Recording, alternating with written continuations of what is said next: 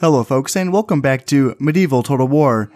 I am Conostep, and this is going to be part 2 of my early campaign where I am playing as the Almohads.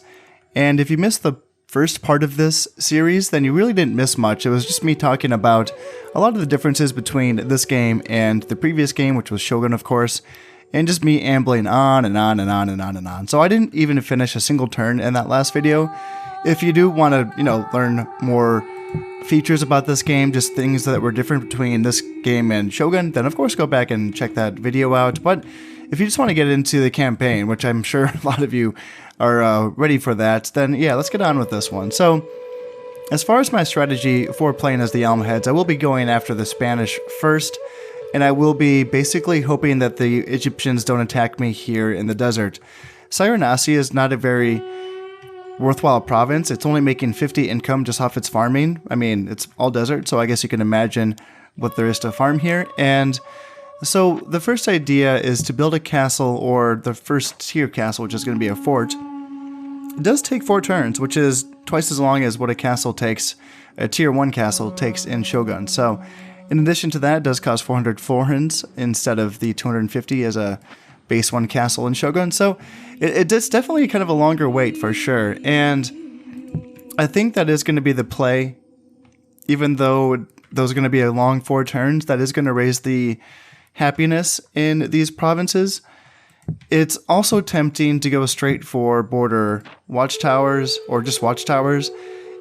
I like the change that they made in Shogun. A border watchtower is going to cost it's going to take 2 turns, and it's going to cost, I believe, 200 koku, whereas here, costing only 100 and only taking 1 turn makes it feel really fluid and really, dynamic. So you can just get this in, and then you can go straight for the upgrade to this, and that's going to just take an additional 1 turn, and like an additional, 200 koku or something like that, or 200 florins.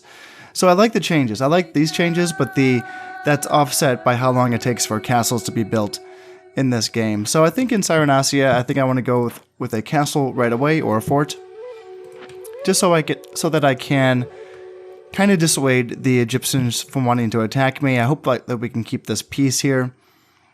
And then as far as Tunisia and Algeria, I think that I go back and forth on this one, because I do like putting in these watchtowers right away, because it will help out with population loyalty, and that's going to help me jack up the taxes a bit.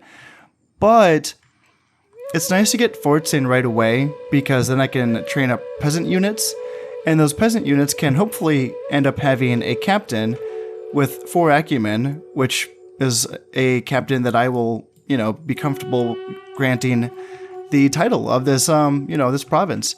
Because 4 acumens are where it's at when it comes to making money for provinces. So that's the idea. Forts also do raise population loyalty, but of course they do take longer. But here's the thing. I've noticed, so something that will happen in this game is that you will just get a random revolution out of nowhere. Just because if you don't have a fort and you don't have any provincial garrisons, any troops at all, you will get a revolt out of nowhere. Even if you check your population loyalty and things are looking okay, when you press enter, just by the fact that you don't have a tier 1 castle and you don't have at least a 100-man unit in that province, you will get a small rebellion, but still enough to kind of throw a wrench in your plans. So, whereas in Shogun, you don't need to keep troops in your back provinces as long as you have shinobi keeping things in order. Here, you should really have a unit of peasants in every single castle, in every single province, just making sure that the people stay happy. Now, peasants do have 100-man units, so that is the number that you should have. Sticking a smaller unit in there seems to not be as good. I'm not 100% on that. The game will tell you straight up that this revolution appeared because you had less than 100 men garrisoned in this province. And I think I have seen that where I have a peasant unit, but it's not completely up to strength, like it's missing 2 people.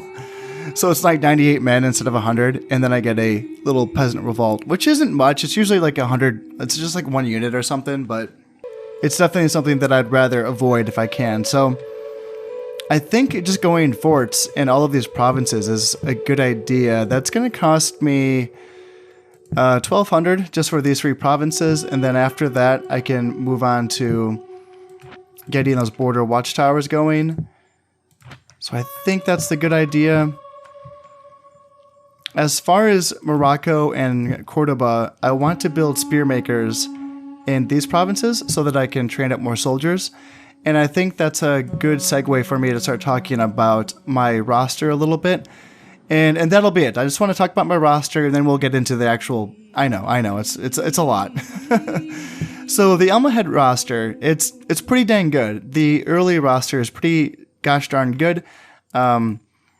Peasants, they're not really useful. They don't measure up to the Ashigaru in Shogun. They can, I think, they will surprise you with being able to hold out for a little bit in battle. Early game units have such low attack that if a peasant unit was fighting up against an enemy spearman or an enemy urban militia, they actually could hold for a bit. But if they're fighting up against enemy swordsmen or enemy, knights, they will break and run away right away. So I have been surprised by how long they've held out. They actually have held out, a little bit longer than I expected to. Also, they can be used in sieges because they can be used to assault the gates and tear down the gates by throwing torches at them, which is something that is totally cool. But that's something that they can be used for. They actually have surprised me by not running away. They've actually been able to take down gates in a siege, and so I've lost peasants instead of losing more valuable units. So there is a small role in battle for peasants, but mostly you just want to use these for garrison duty. Desert archers. All desert peoples need superior skills and hardiness to survive, let alone prosper. They are superlative light archers, and their compound bows are excellent weapons. It is their role to pepper enemy troops with arrows and to stay out of reach, for they do not fight well in melee. Desert archers are an upgrade to the base archer that's available to every single faction. Not by much. They're not like super duper duper good. They have small shields that they hold on their arms, like a little buckler, and that does provide a little bit of a missile block chance, and it does provide a little bit of extra melee defense. In addition to that, I think they're faster, and I think their morale is just a little bit higher than a regular archer. And other than that, they also have a loose formation, which is their base formation, which is kind of cool because in Shogun, pretty much every single unit had a standard formation that was set in a line where the soldiers stand shoulder to shoulder. And if you wanted them to not be that way, you'd have to actually put them in loose formation. Now, in this game, some units actually just kind of start off that way. In Shogun, actually, in the Mongol expansion, there were a couple units, like the Thunder Bombers, I believe, were in a loose formation. And the Desert Archers in this game are the same way, where they already start that way. And then if you want them looser, you can just put them in a loose formation. But they already start off that way, which makes them going to be harder to hit in a skirmish battle. So they should outlast basic archers in a skirmish battle, and if it really comes down to it, they should be usable in a melee if they're going to be flankers. However, I think a better idea would be to use these guys once the battle has been joined. They can run down enemy archers. I mean, that's useful too. So they're good. Desert Archers are a good unit. Now, this is the real bread and butter of the Almohad armies, the Almohad urban militia. As Islamic Spain comes under pressure, its cities look to their own defense and create urban militias. These men have plenty of opportunities for battle and are much more competent and aggressive than the usual run of militiamen. Well armed and trained, they are almost a standing civic army, rather than a last-ditch defense. And these guys are like sword and board, like straight up like Roman legionnaires kind of guys. And it says it right here, heavily armored, good attack, good defense. They stand up pretty gosh darn well. Now, they're swordsmen, which is a new thing. It's something that we didn't see in Shogun. We saw spearmen, and then we saw, archers, and we saw cav, but we didn't see anyone that just specifically just had a sword. Now, of course, archers used swords in melee combat, but there was no bonus to swords. There was no real role for a sword unit. Now, in this game, swords are what beat spears. They're kind of your high damage dealing infantry units as long as that unit that they're fighting isn't heavily armored. They can't really punch through armor very well, but they can munch through lightly armored infantry like urban militia, peasants, spearmen, other stuff like that. Now, the Almohad urban militia are pretty solid. You don't want them fighting against heavy cav and knights, but they can hold out okay. But it is much better to get a spear unit to fight against the enemy knights. Well, these units should be cutting through, like I said, targets that they're made to kill. Very, very good unit. The Catholics don't have a unit that can compare to this until, I would say, the late early period, which I would say is like around the 11. If right now is 1087, I would say it's like, I don't know. You can probably get feudal men-at-arms at around 1150, probably before that, but like realistically around the 1150 or so. So it's going to be a while before they have something that can really match up against my Almohad urban militia. So that's those 3 units. What else do I have? The same thing here. Oh, we got some camels, Berber camels. So the Berbers are hardy desert warriors, and at their best, when used as light cavalry archers to disrupt enemies.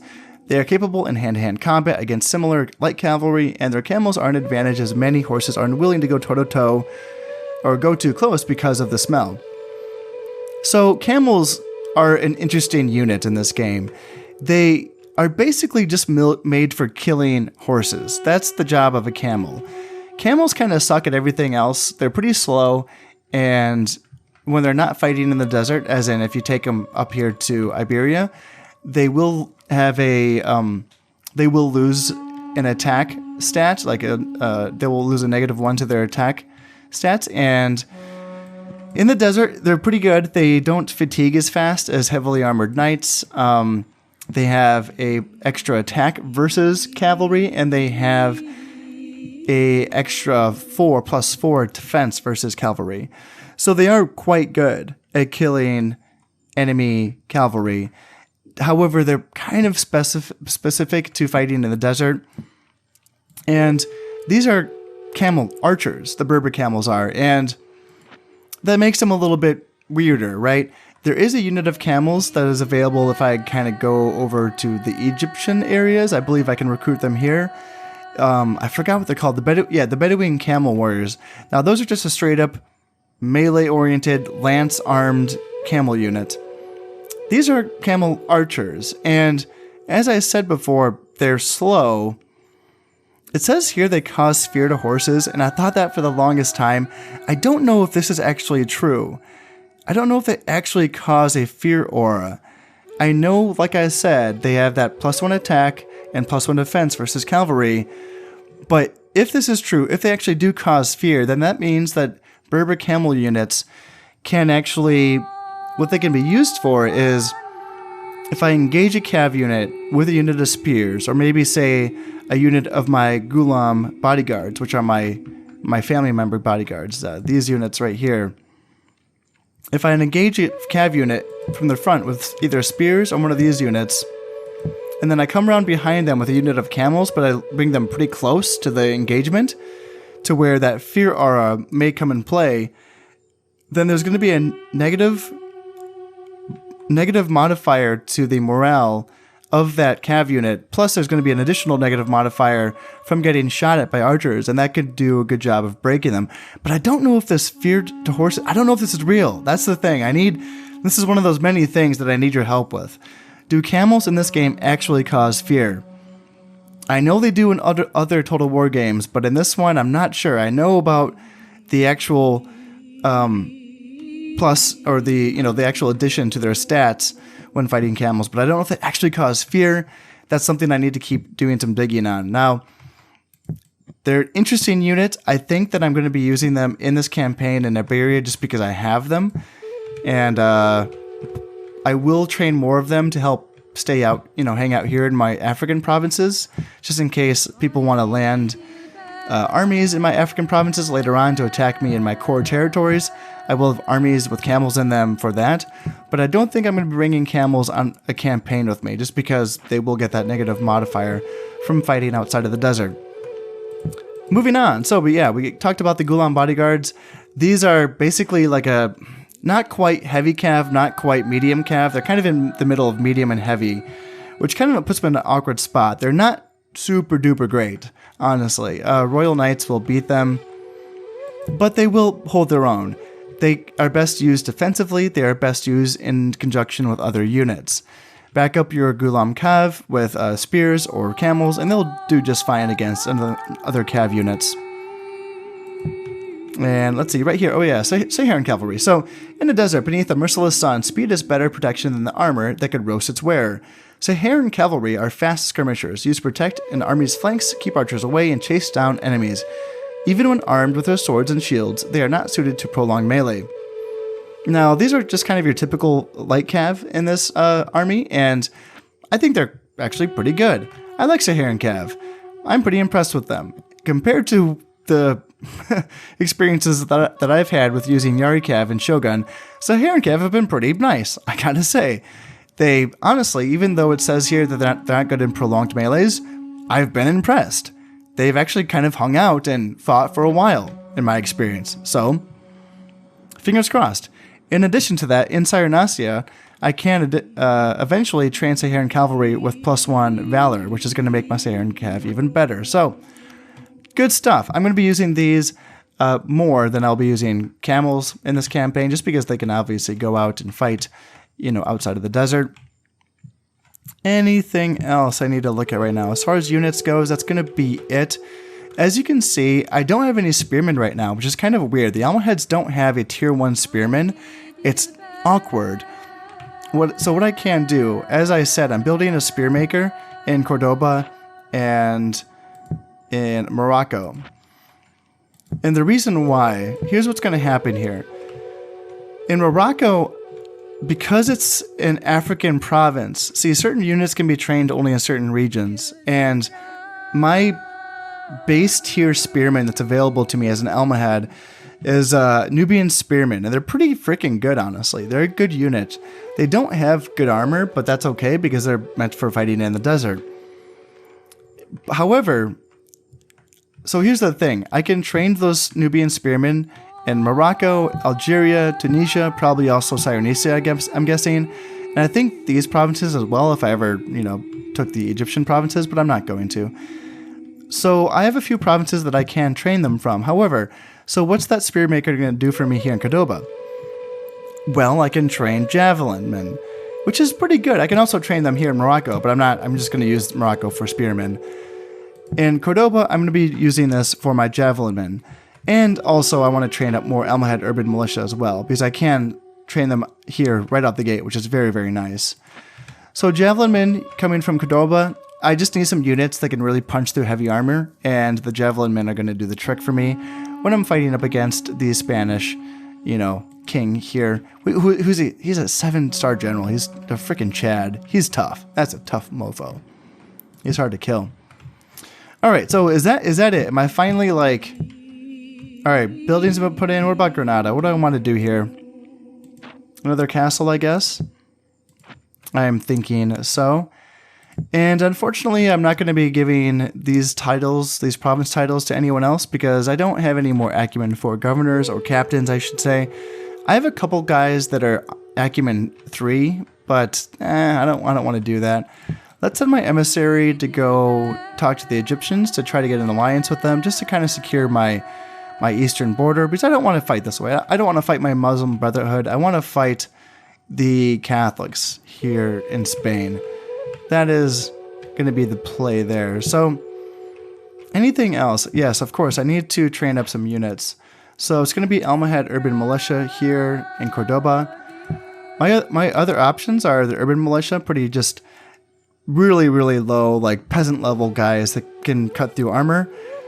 Militia sergeants are going to be the upgraded versions of urban militia. Militia formations are supplied by the people of growing towns drawn from amongst the apprentices. Armed with fearsome polearms, they can do significant damage to enemies, but their training is not always of the highest.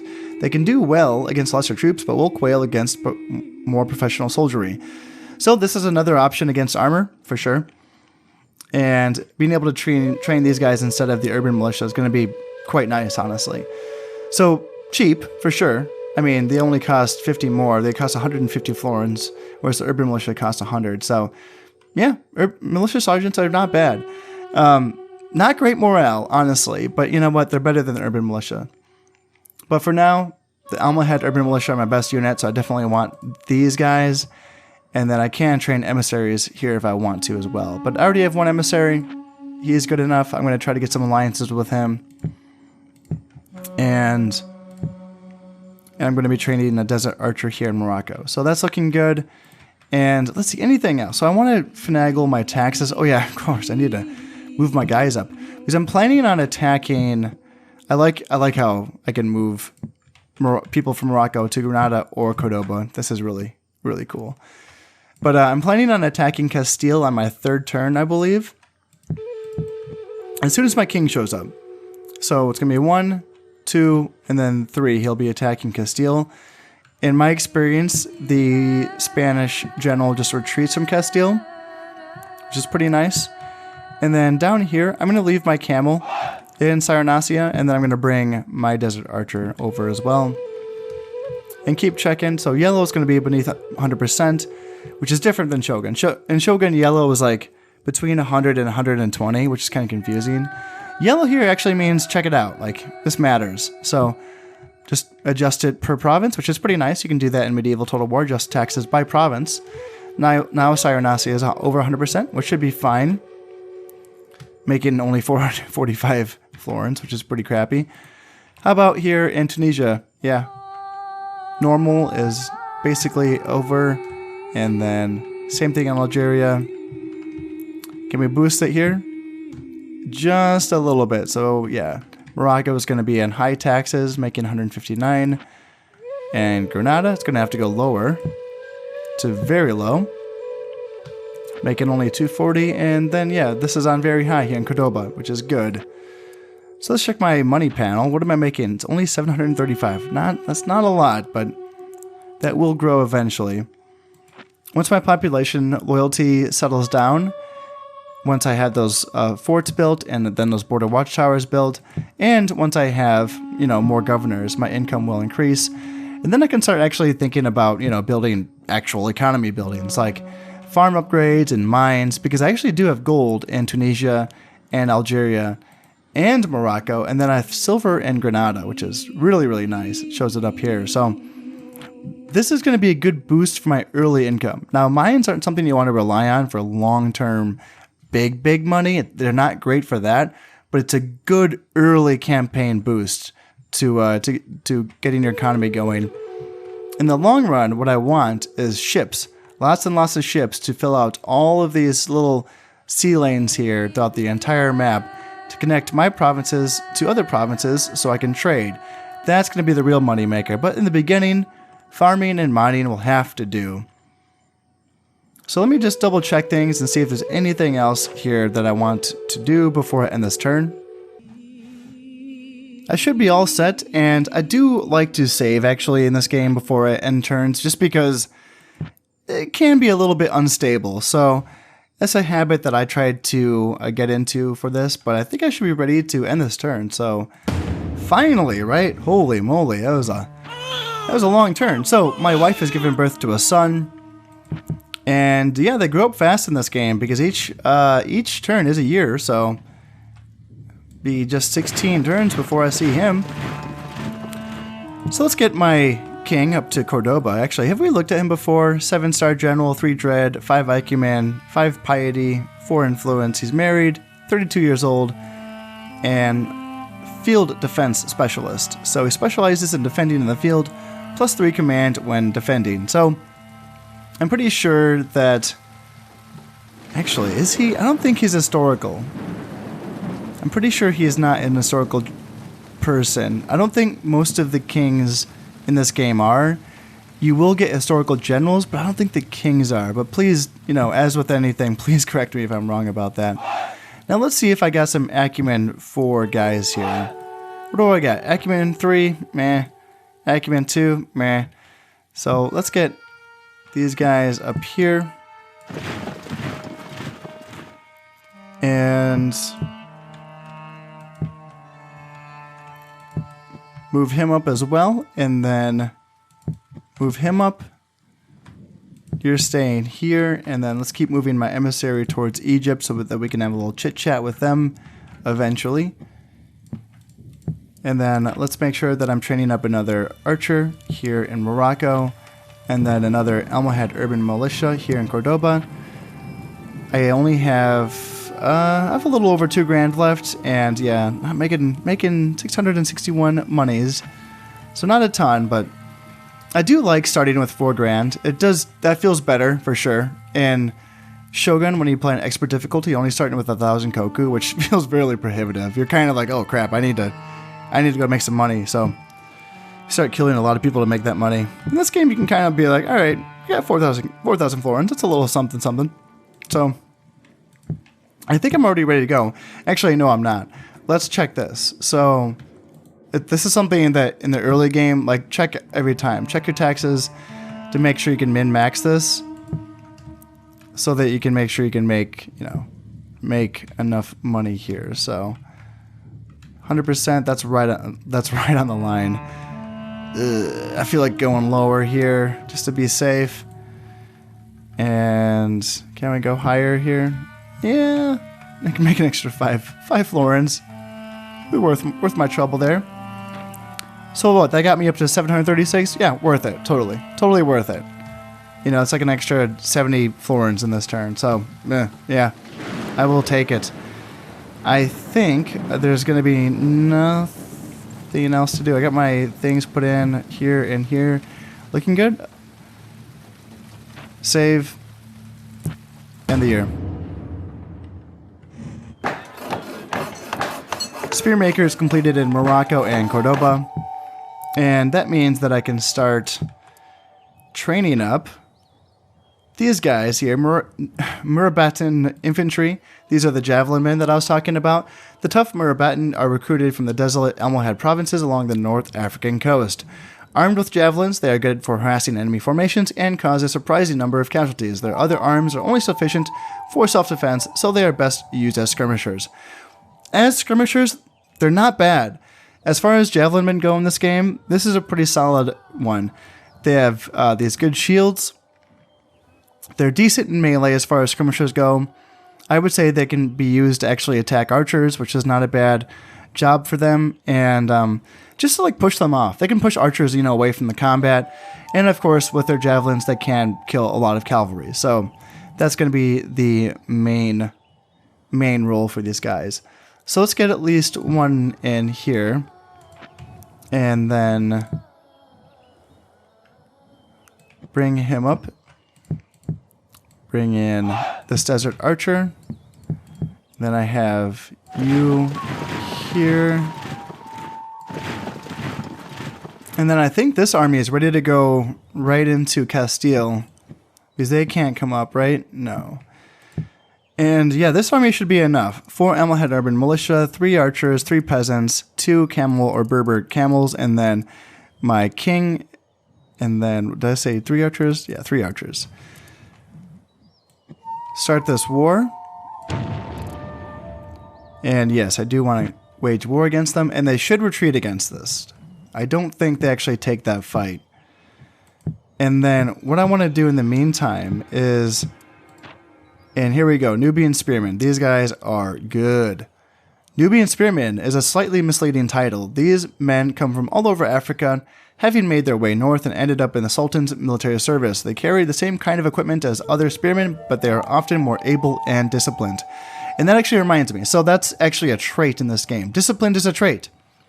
So the way this works is that if you are disciplined, then your morale is not affected by units that are running away that are also not disciplined. So it kind of works the same way where, like in Shogun, no one cares if Ashigaru run away except for other Ashigaru.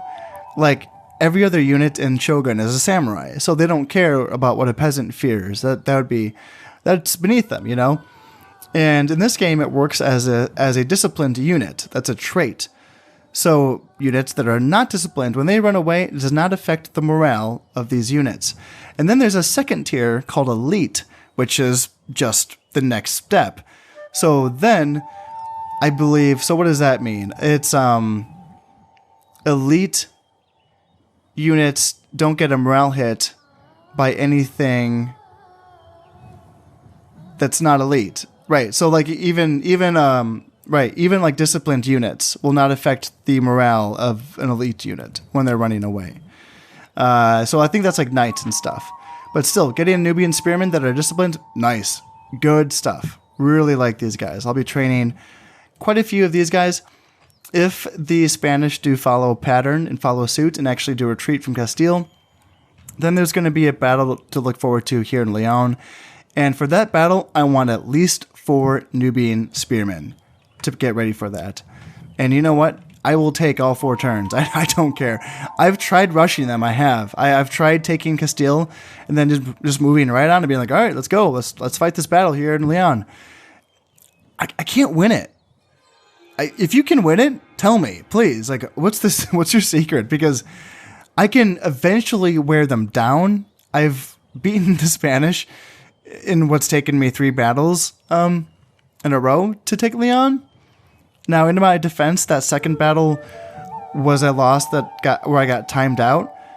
But other than that, like the first battle, yeah, I just got beat. And yeah, it took a while. It took a while for sure to like really grind down the Spanish. So it really comes down to this 7-star freaking general. Like this king for the Spanish he's just a Chad. Like he's so freaking good, you know? And here's what confuses me.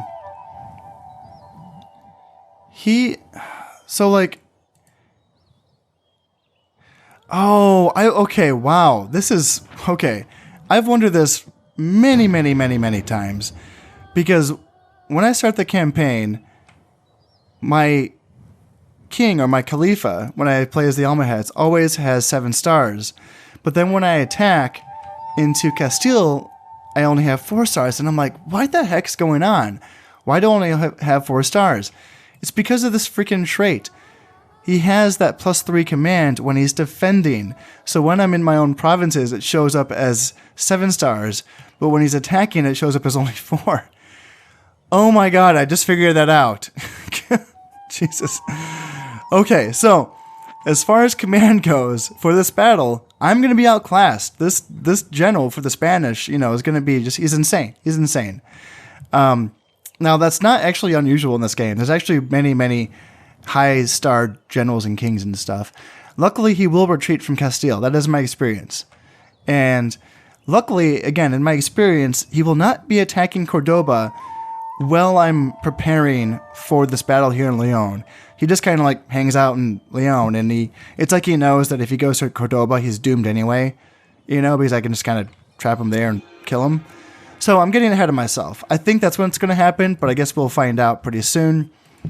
So I'm going to build these units here in Morocco and Cordoba, and in addition to that, actually, I forgot to check acumen, I think. Did I check acumen?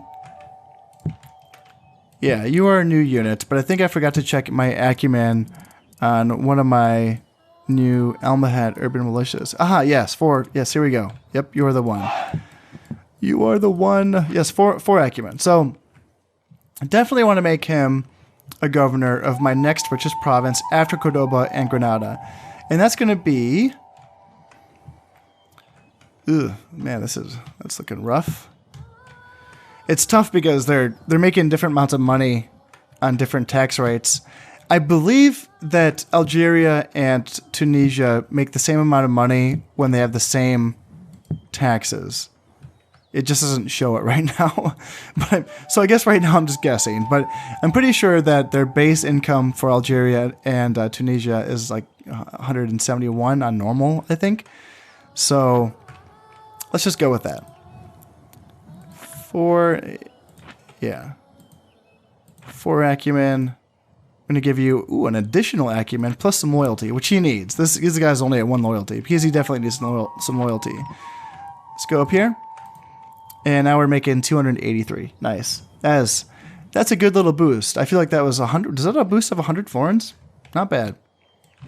Not bad at all. Let's get you back up here in your army.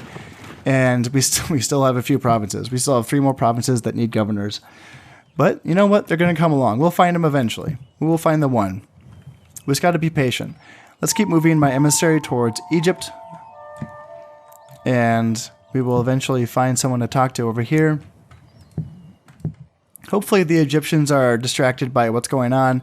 The Egyptians have a pretty crowded corner. They have the Turks, which are Muslims, but the Turks have nowhere to go but this way, and Egypt is kind of in the way.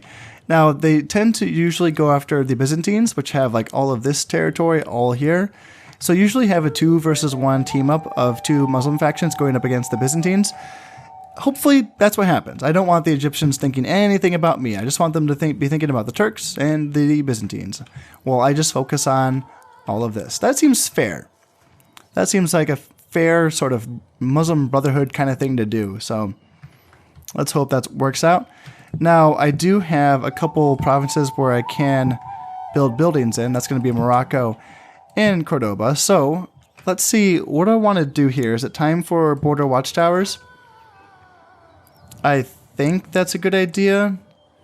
I always want these because, like I said, it's going to help out with population loyalty, which helps out with me raising those taxes. So let's do that here. Yeah, like I said, just 100 koku and it takes 1 year. It's an easy build. Nice stuff. I like these. It just feels good. Put them in every province that I have. That's what I do. All right, let's just double check the tax rates, and make sure that everyone's fine. And I can't. Can I raise it any higher? Can I raise this? Nope, that's still kind of borderline here. And yeah, everyone's looking okay. So, and I think you can be moved up. Oh yeah, almost forgot you. So these provinces are in danger of revolting for sure. Revolting until, there's 2 more turns left before I get castles finished, and then an additional 1 turn until I get peasants trained. So this is kind of dicey. Oh yeah, I'm glad I'm checked again, because just by moving him, that changed the tax rate. So yeah, man, it makes you kind of paranoid. You're just checking all of the time. All right, so that should be good. How much money am I going to make? 709 florins. That is okay. Let's do a little cheeky save, and let's end this here.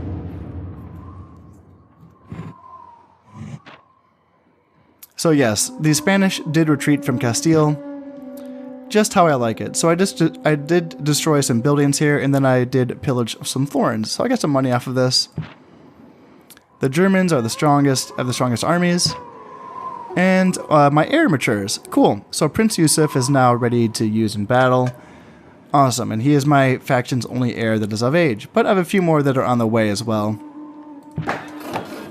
Watchtowers have been completed here in Morocco and Cordoba, and we get some traits here for Prince Yusuf. So unfortunately, he is a drinker. That's too bad. He enjoys drinking slightly more than is prudent. Most things can wait until he sobers up, but battle cannot. -1 command. But he is a natural leader, so he's a drinker, but people love fighting for him. He leads his men from the front, gaining much respect and inspiring his men to greater efforts. +2 morale and +1 loyalty. Now, here's another one of those cases where I could really use your help here. Help me understand what this means. +2 morale. Now, from the title of this virtue, natural leader, this makes me think that +2 morale is what he gives to any men that he might be leading. So if he is the general of an army, he's giving +2 morale to the men of that army.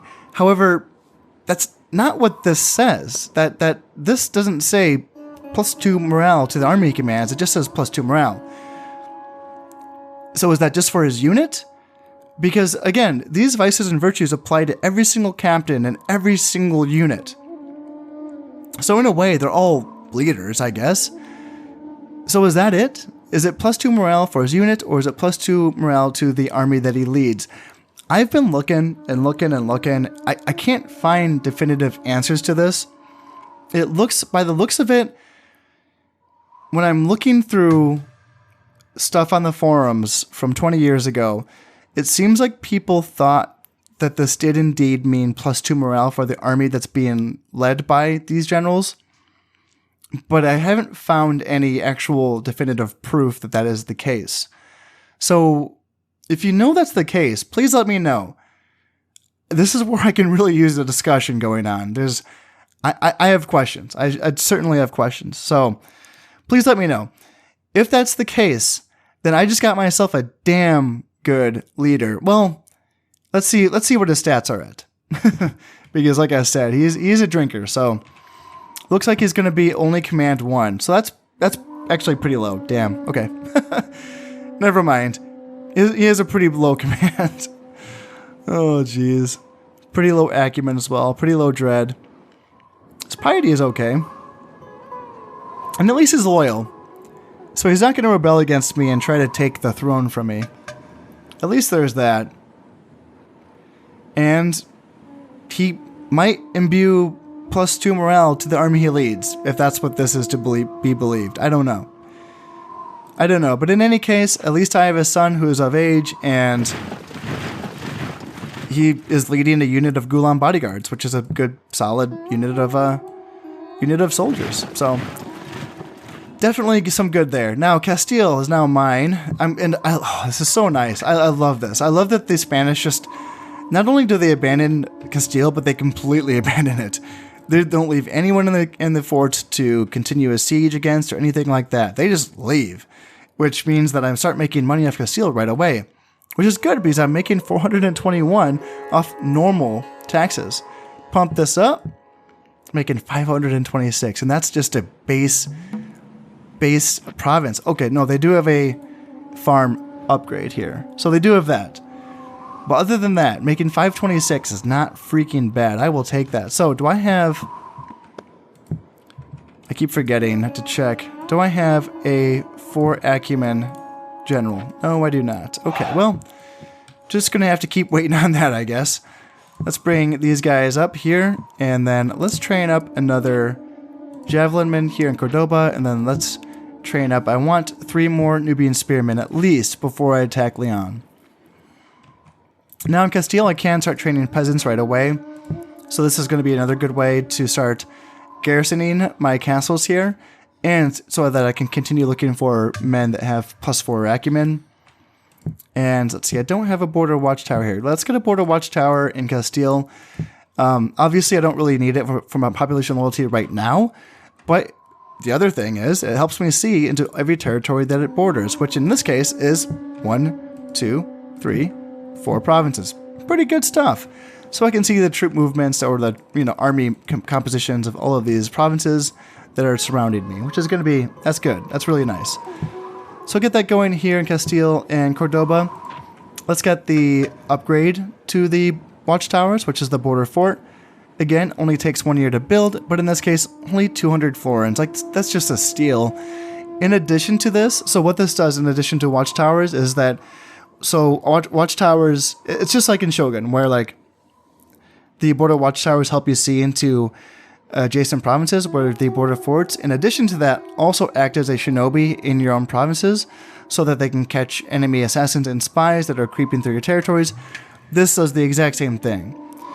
I believe it also provides just an extra additional population loyalty bonus in addition to the watchtower. I'm pretty sure.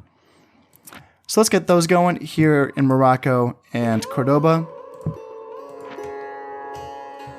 And I think I'm just 1 turn away before these forts are finished in all of these provinces, which is going to be nice. I can really use that. Really be good for my nerves to get some of those going here. And is there anything else for me to build up or train? It doesn't look like it, but welcome to another one of my favorite features in this game. What you can do with your agents. And I actually did try this again in Shogun just to see if I just missed this the whole time. But I didn't. What you can do here is that you can actually just place your emissaries onto... Actually, no, you can do this in Shogun, but it doesn't work this way with emissaries. So in Shogun, what I'm trying to say is, in Shogun, if you wanted to get an alliance, you had to find the clan's daimyo himself. And that was it. It was just the daimyo you were looking for. No one else. You couldn't use this on emissaries. But in this game, what you can do is, if you find an emissary or a princess for another faction, you can just hover your emissary over that agent, and then they will look to go find the king and try to get an alliance or get a marriage with that princess, which is really nice. It takes away all of that micromanagement. So I just found an emissary for the Egyptians. That's the people that I want to get an alliance with. So I just hovered him over that emissary. Now he's going to go looking for that king of Egypt all by himself, which is so, so nice. I love that. I love that so much. And yeah, so that's something that, you can use the homing function like that in Shogun, where if you place them over, like you can place an assassin over a general you want them to kill, and they'll just like home in on it. But you don't really want to use that. You want to place ninjas province by province manually so that you can try to avoid border forts and, scary provinces like that. Try to not get them killed. So in any case, I think that there's going to be nothing else for me to do in this turn. I think everything is good. My taxes are at levels that are appropriate. That's all looking good. Population loyalty is looking good. Let's lay down a save, and then let's end this turn.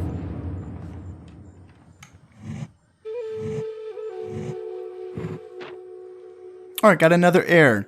Sweet, Prince Ali. So now I have 2 heirs, and now the forts are complete as well. Nice. This is what I like to see. And the border forts and the watchtowers, all of the buildings. Awesome. So Prince Yusuf just got another trait. So this is kind of a neat thing. The traits in this game are like trees. They start off somewhere, and then they can grow into other traits that are either worse or better, or they typically become more extreme versions of the base trait.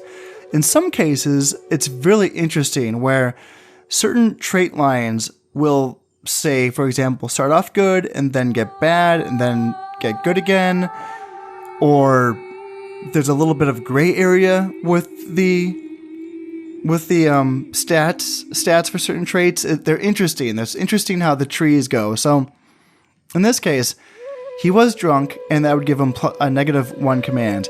Now he's often drunk. So he drinks too much and is often incoherent with drink, thus neglecting his duties, -1 command, and -1 acumen. So that's not an additional -1 command, that's the same -1 command that he already had. But the additional aspect is that it's -1 command now, or -1 acumen now. So now he's just, not only is he shitty at leading soldiers in battle, but he's also shitty at running an economy. He's just a shitty first son. It's not, but at least he's loyal though. So if we look at my second son, Prince Ali, how is he looking? So secret pride. He cannot admit being wrong, and has killed members of his staff who had the talent to prove him wrong. This trait does, however, give him great confidence in personal combat. -1 command, +3 valor. This is another interesting one, right? The -1 command indicates that he's not a good leader. He's not a good general, but +3 valor means that he's a good fighter. That's a really good boost to a person's combat stats. That's an additional +3 attack, +3 defense, and +6 morale for his unit of 21 Ghulam bodyguards. Not bad, honestly, So just don't have him lead armies. Have him ride side by side with my king, and he can be a good badass unit, a good killer, And then what's his other... And this goes along just as well. So his second trait for Prince Ali, he has a natural talent for personal combat, making him less likely to die in battle, +5 health. Health is something that there's no bar. There's nothing that shows you what the health is for any of your units. Health applies to heirs and kings and stuff like that. It's just your family members. It's just your royal blood. And the idea with that is that they have more hit points in battle, so that it's harder to kill them. That's it. I'm pretty sure the same thing applied in Shogun. There just was no traits to boost this, but I'm pretty sure that did apply in Shogun. I'm pretty sure when you have like an heir or a daimyo surrounded and you're poking them with spearmen for like 5 minutes and waiting for him to die, it's because he's harder to kill. Like there's a reason why. You don't want to make these things easy, right? So in this case, that not only is this guy good at, fighting because he has a +3 valor, but now he has also +5 health. So this guy can actually last a bit longer in combat. not bad. And then Khalifa Yusuf I, this is my caliphate, my king, he has got the builder trait, which is great. This is something that is actually triggered by my actions in campaign. Not all traits are. Some are, some aren't. It's kind of random. Some of the traits just come up out of nowhere, right? The fact that I have like a drunken trait for my first son, that obviously came out of nowhere because he had just literally became of age. Like he's been drinking from a young age, poor guy. And in this case, for this builder trait from my caliph, that's because I've been building things. So that's because of an action that I've actually committed to in this campaign. And this is going to give plus 10 happiness in all of my provinces. Good stuff. Really good stuff. And this is one of those, there's a chain to this as well, where it's like great builder, or wonderful builder, I don't know, stuff like that.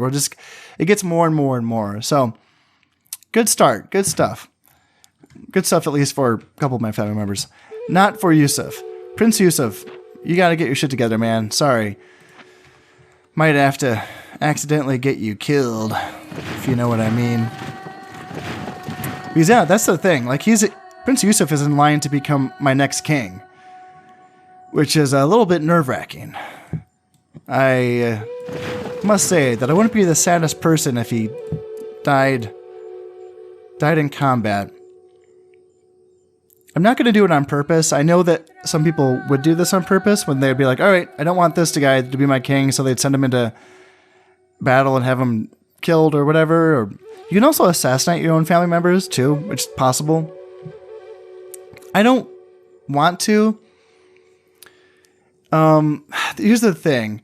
Because each turn takes a year, you can't really become too attached to these guys, because you're going to go through a lot of them. It's not like in Shogun where you have your 5 family members or whatever, however many you get, and then that's who you have for the campaign. So you better take care of them, and you better get to know them, and they're all historical for the most part. Your family members are historical in Shogun, so you can kind of like read up on them and learn about their lives, and you obviously need to hang on to them.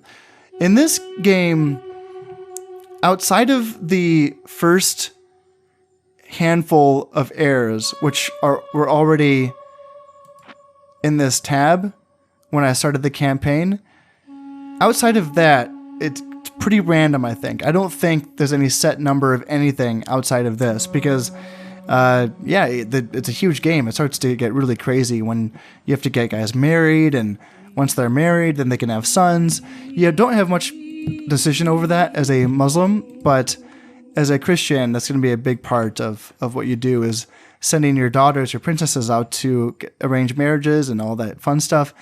As a Muslim, you don't get princesses. It's just you just have your dudes, your guys. It keeps things simple, Let's see. So let's move him up, and where am I at? So that's 2 Nubian spearmen ready to go. And obviously, so I want 2 more ready to go before I make this attack. So yeah, it's going to be a couple more turns. And that is making me nervous, because I do want Valencia before the year 1100. I do really want 4 Nubian spearmen before I attack Leon, though. I do really want that. So what are we looking at here? So this one's going to be done by the year 1092, then 1093, 1094 to get up to Cordoba, attacking 1095, and then get back to Castile, 1096, and then attack Valencia, 1097. So hopefully that's enough time. That's cutting it pretty close there for sure, but hopefully I can take Leon and then swing back over and then take Valencia before the year 1100. I should have enough time. So yeah, let's get that Nubian spearman going here in Morocco. And now since I have my 2 javelin men, I think, what do I want to do now? I have 4 Almohad urban militias, but I'm kind of feeling like getting some militia sergeants wouldn't be a bad idea. just for the extra armor piercing, just in case my javelin men don't get the job done. That seems prudent. So that's good. Now, what about... I do want to get some more peasants going as well in Castile, just if nothing else, just so that I can find an acumen for captain to make governor. And other than that, also so that I can place in my other provinces, because Cordoba is busy training soldiers, so I can't train peasants in Cordoba because I need to train soldiers here, professional soldiers. And Granada, oh yeah, I can, yes, I can train peasants in all of these places now. Perfect, yes, let's get peasants here in Cyrenaica and Tunisia, Algeria. You keep working on Nubian spearmen. Granada, get some peasants here. You keep working on militia sergeants, and let's get some peasants here in Castile. Perfect, nice. And then you are looking for the Egyptian Caliph. That is perfect. And now let's get some border watchtowers, or some watchtowers, sorry. I keep calling it by the shogun name. In all of these provinces that don't have them yet. Here. And let's get a border fort here in Castile. And now we can build some buildings in Morocco and Cordoba. What I'm thinking is getting some economic upgrades. Cordoba has pretty decent farmlands. If I go in here into my economics tab, Cordoba making 514 florins off of farm income. It says right there. That's not bad. That's pretty good. Just by comparison, Algeria's making 257. Castile's making 526, but that is with a farm upgrade already. So just keep that in mind. Cyrenaica is only making 50. 288 in Granada. Morocco's only making 181. So they're probably not going to be getting a farm upgrade here in Morocco. Tunisia, maybe.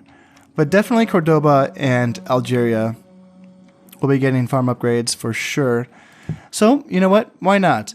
It's a little bit costly in comparison to Shogun. And Shogun, a farm upgrade costs 250 koku, but it takes 4 turns to build. Here it's like the opposite. It costs more. It costs 600 florins, but it only takes 2 years, which... I don't know. It's a weird trade-off for sure, but you know what? That's fine. We'll take it. What I also like though is that I like that it shows here what kind of income it's going to generate. Now, this can be confusing. It's not going to make an additional 612 income. That's going to be the next line, which is, confusing. You have to look at 612. So I'm making, 514, so I'm going to be making an extra 98 florins off that, so you have to do the math, which if you're new to my channel, there's going to be some fun times watching me try to do math. So, but yeah, that's what you learn. That's going to make 98 florins off of that farm upgrade here in Cordoba. Good stuff. And then Morocco, I could get a mine. I don't want to run out of money though, but a gold mine would be good. Costs 1,000 florins. Again, it only takes 2 years, though. That feels good. What will it make me? Make me an extra 104 florins.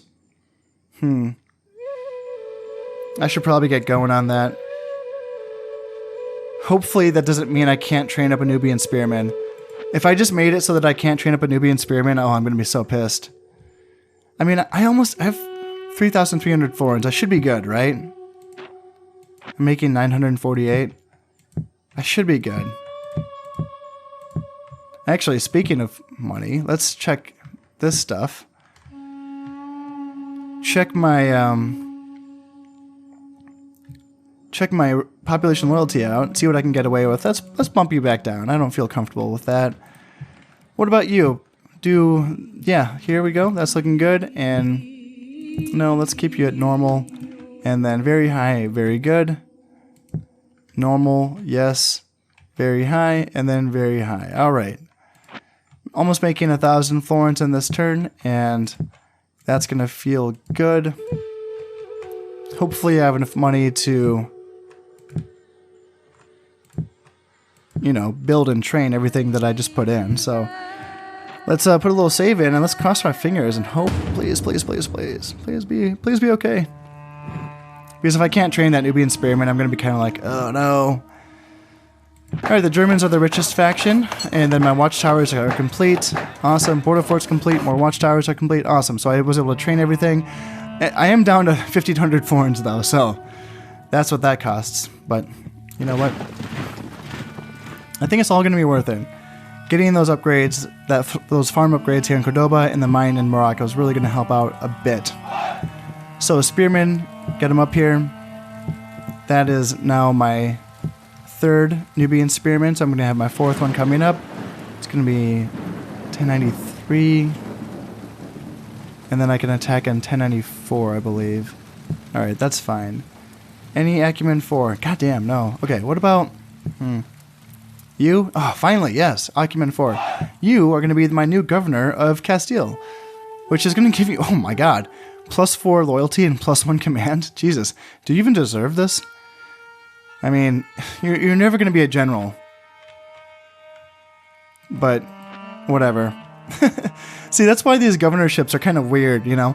Like, it gives +1 command. That's awesome. Like, that's what I would want to give to an actual general of mine. The thing, though, is that I can't give these province governorships to family members, which at this point are the only generals that I have, right? My 1-star general right here, that's Prince Yusuf. The 7-star general right here, that's my caliphate. And then this 2-star general right here, that's my other prince. That's Prince Ali. That's it. that's all I have for, like, you know, generals right now. So yeah, when it comes to, you know, giving out this +1 command, +4 loyalty thingy bob, I mean, Jesus, this guy's gonna have 8 loyalty. Oh my god.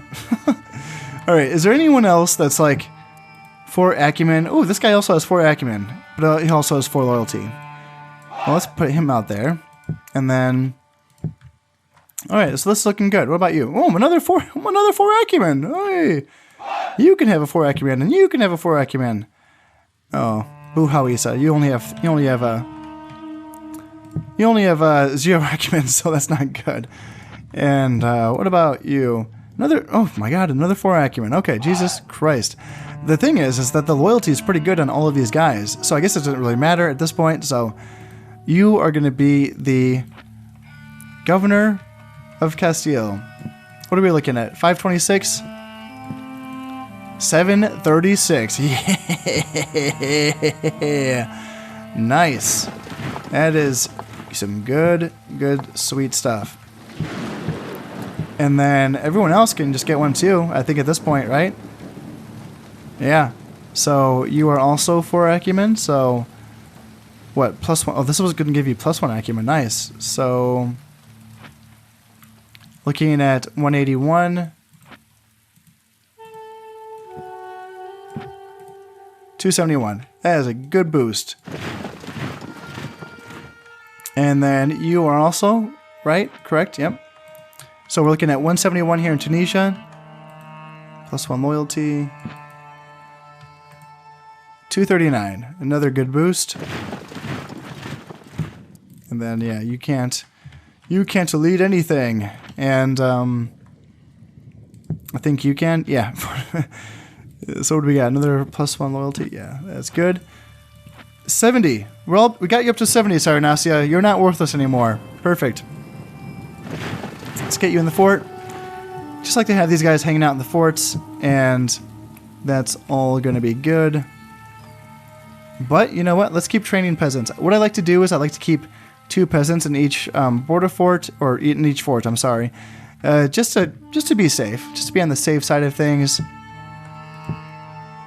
So I'm going to go through and put in more peasants here in Castile. Cordoba, I think maybe do another militia sergeant. I think. And then Cyrenaica, let's do another peasant here. Granada, another peasant. Morocco, another Nubian spearman. That'll be my last one. Tunisia, peasant. Algeria, peasant. Awesome, looking good. So I should have that spearman ready to go next turn. It's going to be 1093, then 1094. We'll get him up to Cordoba. 1095, we'll be attacking Leon. 1096, we'll be taking out the castle. 1097, we'll be going back to Castile. 1098, we'll be attacking Valencia. Okay, that should be fine. Hopefully that'll be fine. And yes, I know, I'm sorry that I haven't still gotten a battle yet into this campaign. Next episode, I promise. But that is all going to have to wait until next time. As always, I hope you've enjoyed this episode, and thank you very much for watching. I've been Conestep, and this has been Medieval Total War. Thank you very much, and goodbye.